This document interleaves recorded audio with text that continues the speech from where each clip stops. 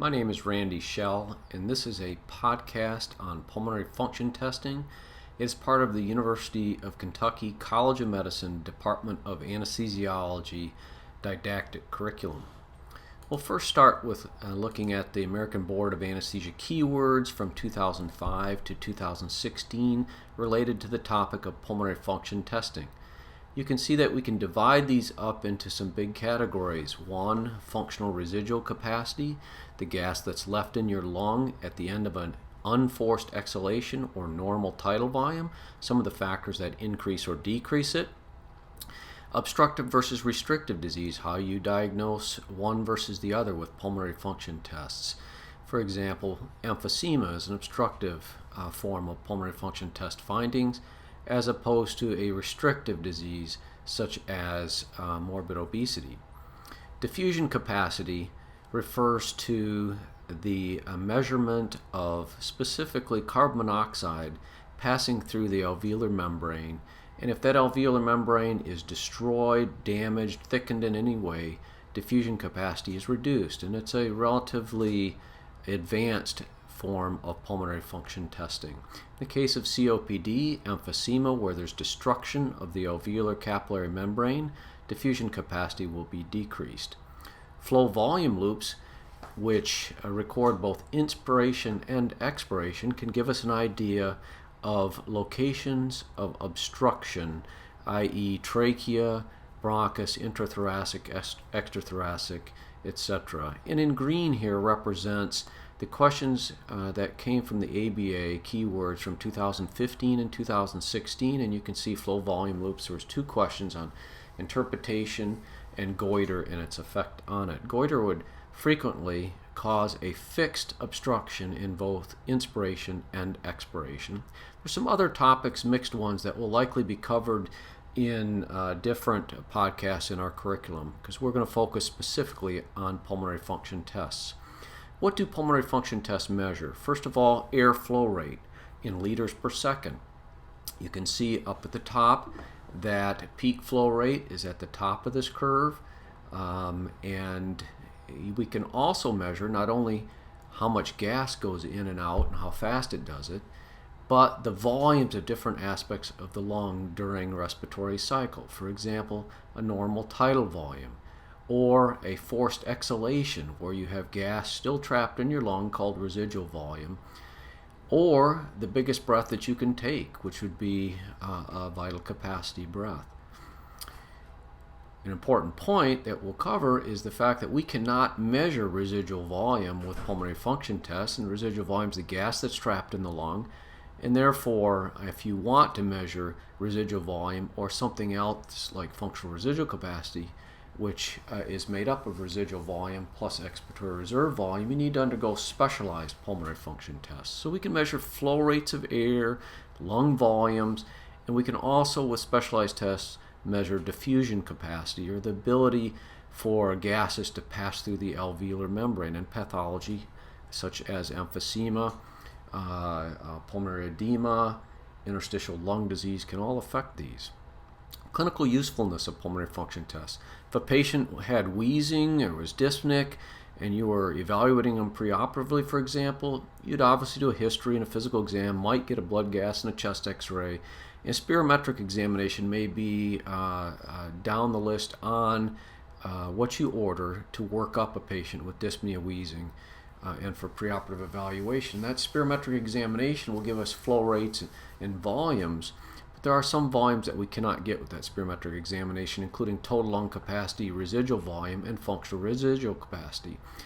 Unless we order a DLCO, diffusion lung capacity for carbon monoxide, we're not going to get a diffusion capacity as part of it, just a simple spirometric PFT. But the information that we get from the spirometric exam may help us make a diagnosis.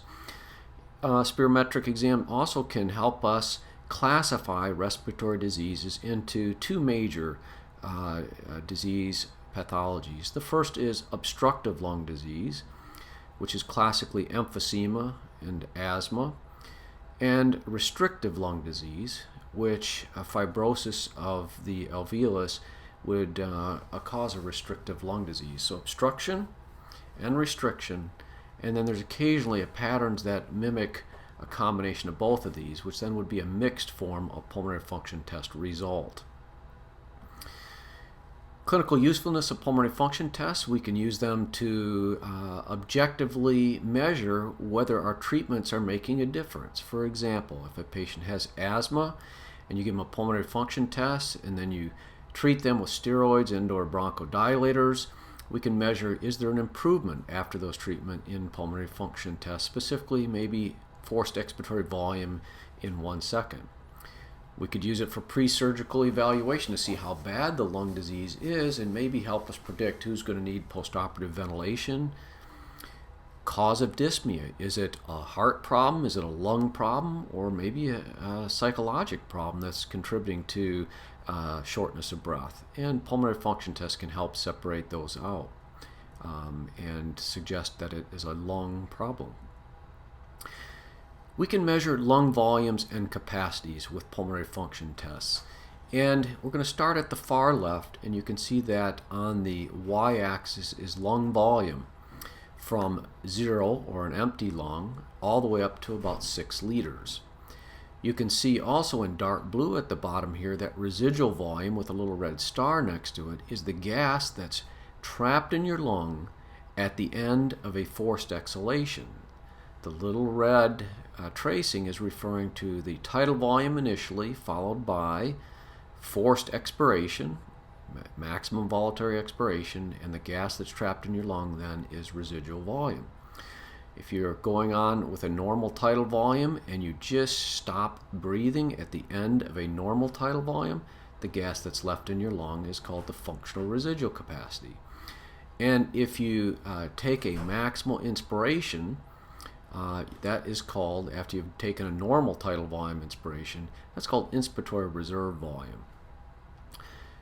So there's a lot of volumes that we can measure, some capacities, and capacities are made up of several volumes by definition, but we cannot measure the gas that's trapped in our lung by standard pulmonary function tests. And you can see that there's a fair amount of gas trapped in our lung, and as pathologies like emphysema are present, the lungs can be very big and have a lot of trapped gas. So lung volumes and lung capacities, what's the difference? Well, lung capacity is made up of 2 or more lung volumes. Let's look at 2 important measurements. One is tidal volume, and normal tidal volume is approximately 6 to 8 milliliters per kilogram.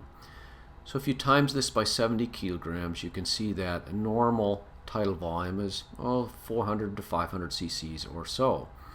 If the lung is not very compliant, a stiff lung, restricted patients often breathe with a low tidal volume and a fast rate.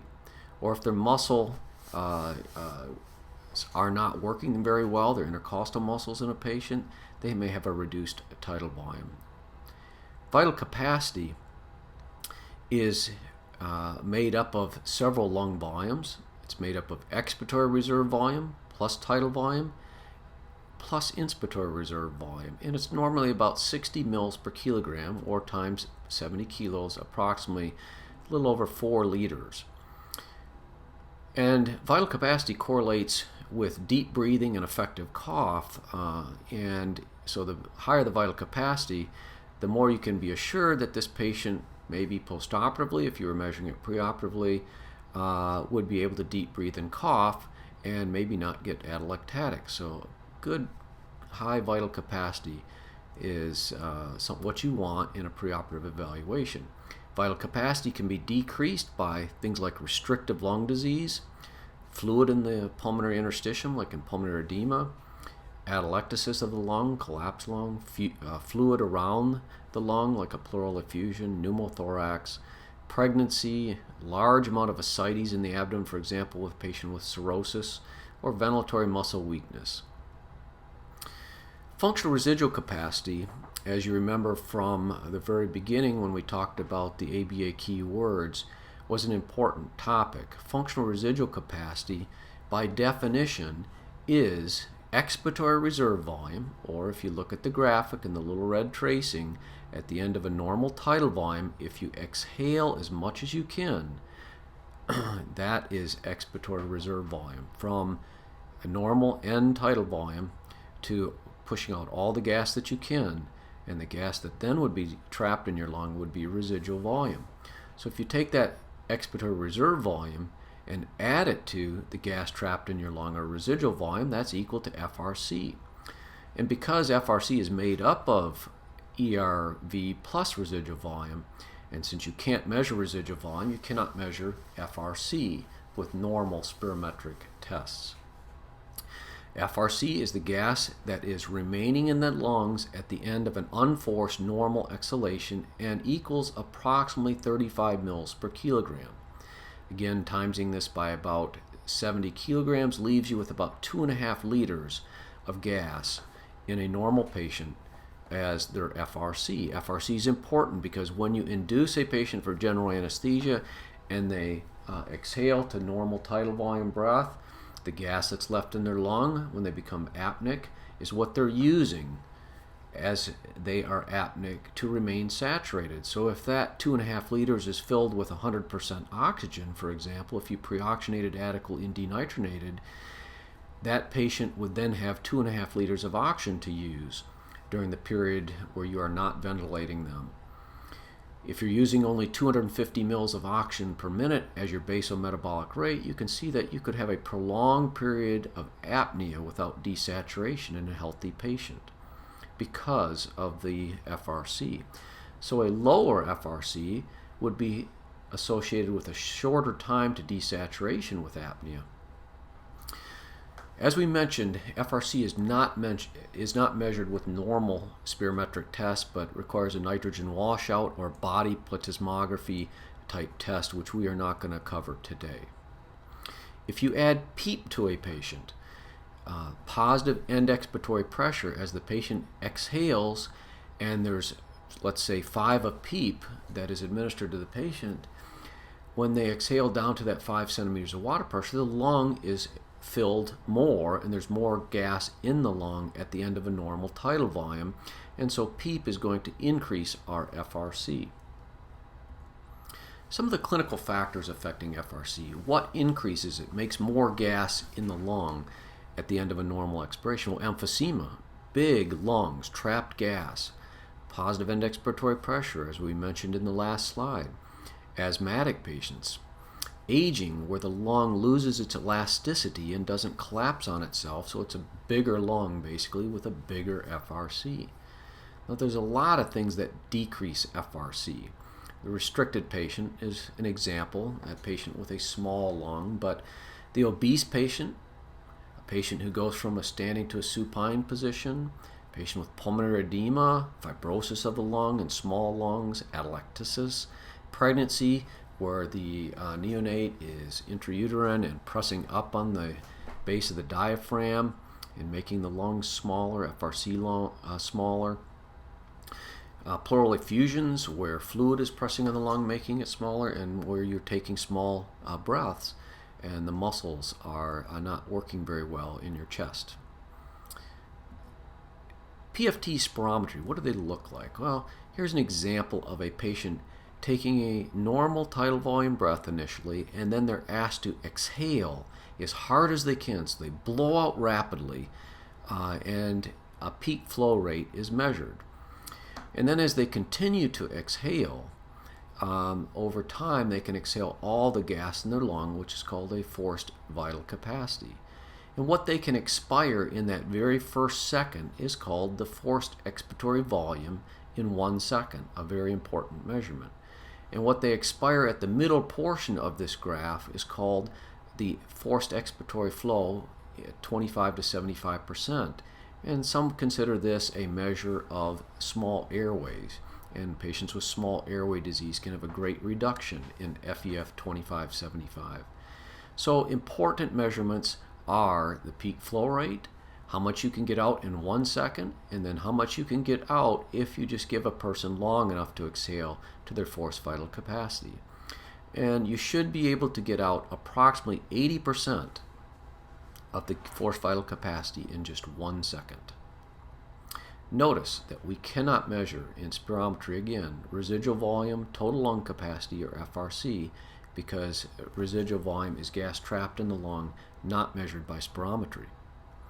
So when we get spirometric results back and look at them, one is forced vital capacity. That's how much gas you can get out if you just give the patient enough time to exhale. Two is forced expiratory volume, is how much gas can they get out, how much volume of gas in 1 second. And again, that should be about 80% or more of the total vital capacity. Quickly, you get almost all of your lung vital capacity out in 1 second. And then the ratio of how much you can get out in 1 second versus how much you can get out if you just give a patient enough time to exhale their full vital capacity. And then the 25-75% forced expiratory flow rates. And again, this is the small airway measurements and can be reduced significantly in patients like with emphysema. Occasionally, a spirometric exam will be done and will be immediately followed by a bronchodilator therapy, inhalation therapy, and then a PFT is repeated. If the patient improves approximately 15% or more, we say that is a positive response to bronchodilators. And if this happened to be preoperatively, for example, in a patient with emphysema who was not on bronchodilators, you would likely want to put them on bronchodilators for a couple days before surgery. Now, as we measure lung volumes, what about this residual volume or gas that's trapped in the lung? Here's a graphic again showing a tidal volume, a big breath in, a big breath out, and as you breathe all the gas in your lung out that you can, the gas that's trapped is the residual volume. We will not be measuring that with PFTs. Can we get an idea how well gases can pass through the alveolar membrane? And if you order a specialized test called DLCO, or Diffusion Lung Capacity, for carbon monoxide, we can do that. Let's look at physiologically first, though, what's going on here. If you have a membrane and a gas trying to get through it, the thicker that membrane, in general, the harder it is for gas to get through. So if the lung is thick, like with pulmonary edema or fibrosis, asbestosis, sarcoidosis, you can immediately realize that it might take gas longer to get through that thicker membrane in general. Diffusion will be reduced. Also, if you don't have as much area of these lung membranes, they're destroyed. For example, normal patients, it's been estimated that they have alveolar capillary surface area about the size of a tennis court. Well, if you have emphysema, maybe that's reduced in half or more. And so your area of gas exchange is reduced and your diffusion will be reduced. Emphysema, pneumonectomy, where one lung is totally missing, would be examples where area would be reduced. Diffusion capacity for carbon monoxide is a specialized test to look at the transfer of gas across alveolar capillary membranes and measures all the factors that affect it. This is a simplified diagram showing a DLCO, and again, simply a patient is breathing a combination of helium and carbon monoxide, and oxygen, that is. They take a breath in, they breath hold for 10 seconds, and during that 10 seconds a period of time, the carbon monoxide is rapidly passing through the alveolar capillary membrane and being picked up by the blood. Remember, carbon monoxide binds very quickly to hemoglobin and tightly and is removed, so there's a continuous gradient for carbon monoxide to move from inside the alveolus through the capillary membrane into the blood and continue to move throughout the whole time of the breath hold. Then after 10 seconds, the patient is told to exhale. They exhale, the first amount of gas is taken away because that's dead space, and then the alveolar sample is taken, and from that is measured how much carbon monoxide is in it. Obviously, if the patient takes up a lot of carbon monoxide because they have great alveolar capillary membrane characteristics, then that would be a great diffusing capacity for carbon monoxide, and usually that's expressed as a percentage. For example, if someone had 20% of predicted, that would be very bad, predicting that the alveolar capillary membrane is not functioning well. So what are some factors that affect DLCO?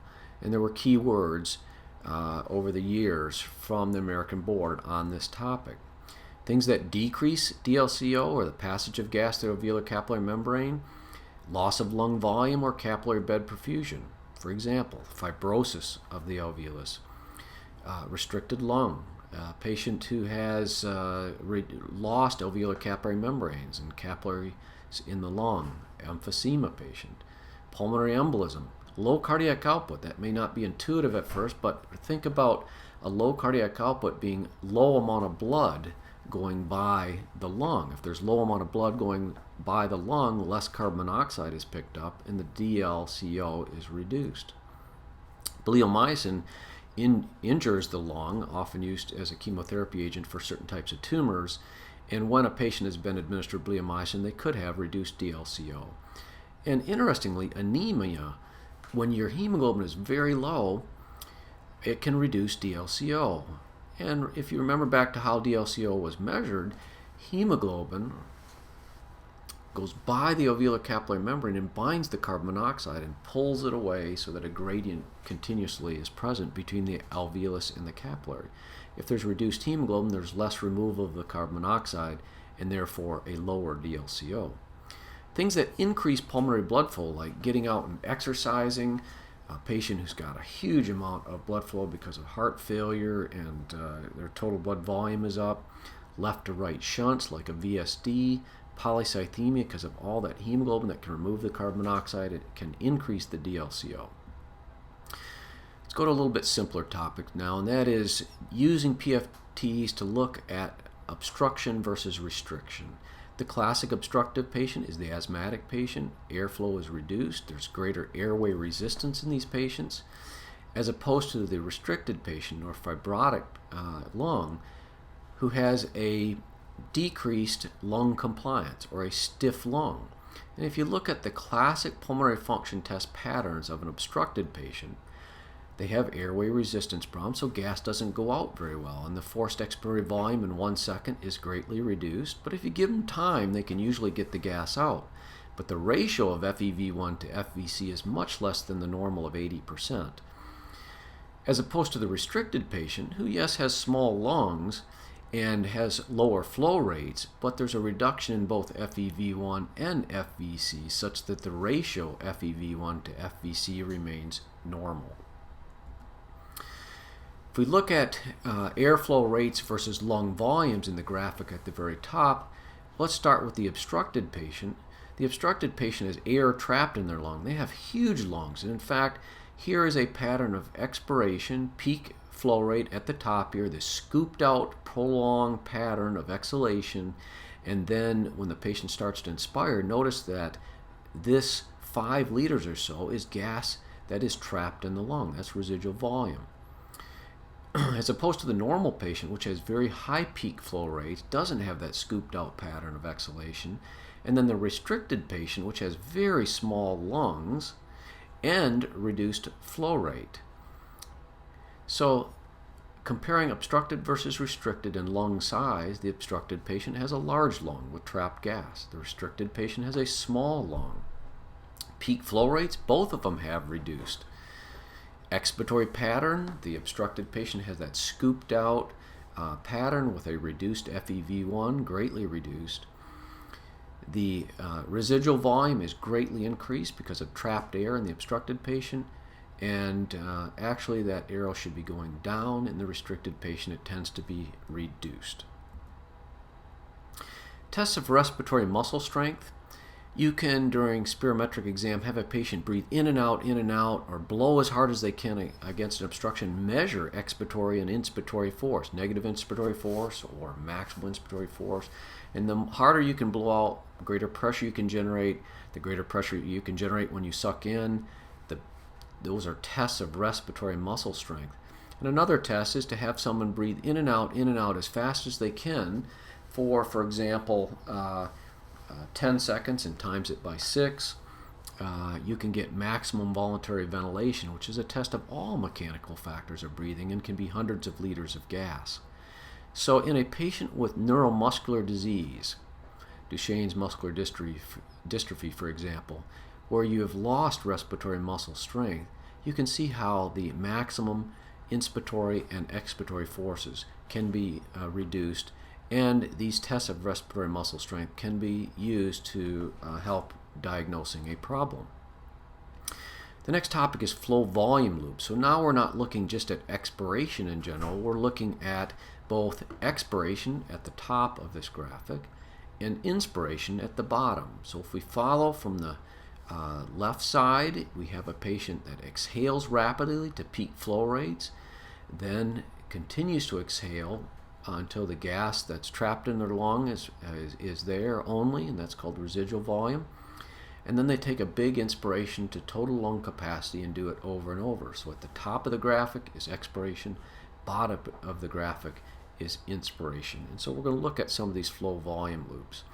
They can be used to help us diagnose where airway obstruction is, be it in the trachea, such as tracheostenosis after prolonged intubation, mechanical ventilation, vocal cord injury, or possibly intrathoracic tumor.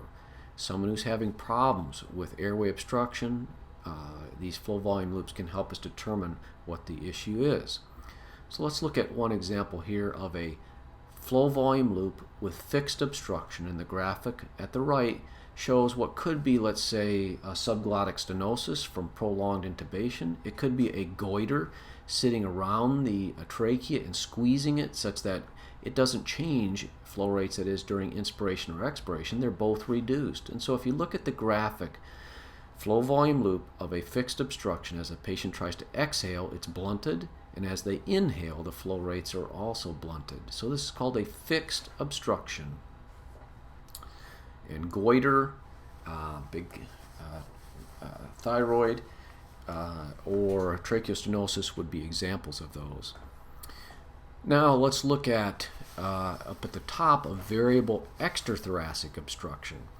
So variable refers to the fact that there's variation in the flow rates during expiration and inspiration. In the case of a variable extrathoracic, something outside the thorax, let's say maybe a tumor inside the airway of the trachea. As you expire, the trachea simplistically blows open, and you can see that expiratory flow rates aren't changed much. As opposed to inspiration, when you take an inspiration in, it's like sucking that trachea together, and inspiratory flow rates below the curve on this flow volume loop are reduced. So an extrathoracic lesion causes an inspiratory problem, as opposed to, let's say, a bronchial tumor that is intrathoracic. As you try to exhale, the pressures of the lung press around that bronchus and cause flow rates to be reduced. So during expiration, there is reduced flow rates. But during inspiration, the bronchus is pulled apart, and flow rates during inspiration are not affected as much. So an intrathoracic lesion causes expiratory flow rates. An easy way to remember this is E goes with I. Extrathoracic, inspiratory problem. Intrathoracic, an expiratory problem. Let's look at a couple case examples as we finish up here. One, you have a 73-year-old Caucasian male with shortness of breath. Has a pre-bronchodilator and a post-bronchodilator PFT exams. And not only did they do PFTs and measure flows, but they measured some volumes, some special volumes like residual volume, and even measured diffusion capacity. Instantly, you see that their FEV1 is only 32% of predicted. And the actual FEV1 to FVC ratio is only 34%. So if FEV1 is greatly reduced, the ratio is greatly reduced, and you give them a bronchodilator, it doesn't improve much at all, and their FEF 25-75 or small waves are only 9 or 10% of predicted, that's pretty bad obstructive lung disease. And you can see that they have a lot of gas trapped in their lung. Residual volume's 210% of predicted. Total lung capacity, they have big lungs, 150% of predicted. And FRC, which is made up of expiratory reserve volume and residual volume, is increased also. And diffusion capacity of the lung is only 34% of normal. This would be a classic emphysema patient with obstruction, with destruction of alveolar capillary membranes, reducing DLCO. and moreover, they were not responsive to bronchodilators. Now, case 2 is a 34-year-old black female with dyspnea and history of sarcoidosis. Again, a pre-bronchodilator, post-bronchodilator results of flows, volumes, and diffusion capacity. And if you look at the FEV1, it's 74%, so it's a little reduced. FVC is a little reduced, about 70%, but the ratio is greater than 80%. Okay, and there isn't a whole lot of change with bronchodilators. Their total lung capacity is only 70% of predicted, so these are small lungs that have a preserved ratio of FEV1 to FVC, both being reduced, and some apparent infiltration of the alveolar capillary membrane because it's not transferring gas as well. This is a classic restricted lung pattern on pulmonary function tests. Small lungs, reduced diffusion capacity in this case, and FEV1 to FVC ratio that is maintained. Last case, 3-year-old, case 3 that is, a 12-year-old with shortness of breath and wheezing, pre-bronchodilator and post-bronchodilator spirometric exam. Same thing, flows, volumes, and diffusion capacity. And in this case, you can see that the FEV1 to FVC ratios decrease. Their FEV1 is only 50%. And the 25-75 small airways is decreased also. This is an obstructed pattern. And if you give this 12-year-old male a bronchodilator, beta agonist, for example, the FEV1 has improved quite dramatically, more than 15%. So we would say this person has obstructive lung disease that is responsive to bronchodilators. In this case, their volume and diffusion lung capacity are normal. This is a graphic that shows the pathology and the PFTs often seen in certain disease states, and we'll just briefly touch on these. 1. Obstructive lungs are the classic asthma, bronchitic patient, or emphysematous patient, where the asthma patient has airway inflammation, the chronic bronchitic patient has a lot of sputum production, emphysematous patient has destruction of alveoli without fibrosis. And these are the patients with greatly reduced FEV1 to FVC ratios, small airway disease, and usually pretty good-sized lungs. In the case of emphysema, where there's destruction of alveoli, there's a reduction in DLCO. As opposed to the restricted patient, for example, a patient with asbestosis, where the fibrosis has been caused by inhaled asbestos fibers, both FEV1 and FVC are reduced, but the ratio is preserved, a classic restricted pattern, and a classic low lung volumes, residual volume, and in this case, because of the fibrosis of the alveolar capillary membrane, a reduction in DLCO. Duchenne's muscular dystrophy is a loss of respiratory muscle function, and the pattern is a restricted pattern with a reduction in FEV1, a reduction in FVC, but again, maintenance of the ratio of FEV1 to FVC. And pneumonectomy, where you have total removal of one lung, there's going to be a reduction of both FEV1 and FVC, small lung volumes, total lung capacity, residual volume, and because you've taken out a whole lung of alveolar capillary membranes, DLCO is also going to be reduced. So, practical application of PFTs. 1, spirometry is not that expensive, and in some cases can be cost effective in the preoperative evaluation of patients with lung disease for several reasons. 1, see if it's reversible with bronchodilators. 2, to see how bad it is, the severity. If someone had an FEF 25-75 of 10% and FEV1 to FVC of 15 to 20%, it would be predictive that they may have some problems in the postoperative period, especially after chest and abdominal surgery.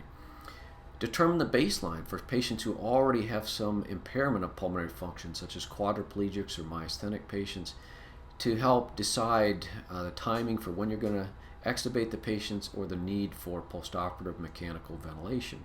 Don't forget, history is very important and may even be more important than the pulmonary function tests, looking at age and smoking and history of COPD and asthma, cough, exercise tolerance.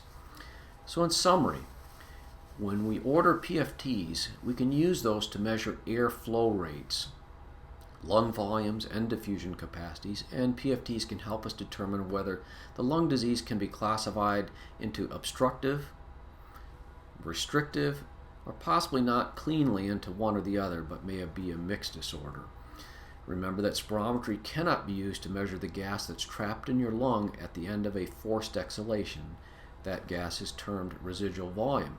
And since total lung capacity and FRC have residual volume as part of that capacity, we need a body box or helium dilution test or something else to measure that trapped gas. Forced expiratory flow rates and pattern give the most clinical information. That is FEV1, FVC, and the ratio of FEV1 to FVC. DLCO, or diffusion capacity for carbon monoxide, is decreased by anything that makes the pulmonary alveolar capillary membrane thicker, like pulmonary edema, fibrosis, or reduces the amount of it, such as emphysema, where there's destruction of the alveolar capillary membranes. The mid portion of the expiratory flow rate graph, 25-75%, is considered the effort independent and somewhat of a measure of the small airways of a patient. Emphysematous patients classically have a reduction in this. So the obstructed patient who has, for example, asthma, emphysema, or chronic bronchitis is going to have increased airway resistance. That ratio FEV1 to FVC less than 80%, they're going to have large lungs with trapped gas and a lot of residual volume. As opposed to the restricted fibrotic lung disease patient who's going to have a stiff lung, it's going to be a small lung. Yes, their FEV1 is going to be reduced. Yes, their FVC is going to be reduced like the obstructed patient, but the ratio is preserved of FEV1 to FVC. We can use inspiratory force and expiratory force and maximum voluntary ventilation to see how good the muscles are of a patient, the respiratory muscles, that is. Neuromuscular disease will decrease maximum expiratory and inspiratory force. Flow volume loops, where we not only measure expiratory patterns but inspiratory patterns, can help us diagnose where airway obstruction is. A fixed lesion causes obstruction of both inspiratory and expiratory flow, as opposed to a variable lesion may cause one or the other. And in fact, if you have an intrathoracic lesion, such a bronchial tumor, it is going to cause a problem with expiration, as opposed to an extrathoracic outside the thorax, up in the trachea, for example, tumor could cause an inspiratory obstruction on that flow volume loop. I'll leave you with a thought for the day, and that is gratitude and attitude are not challenges, they are choices. This is my son, whom I am grateful for, and I hope you have a wonderful day.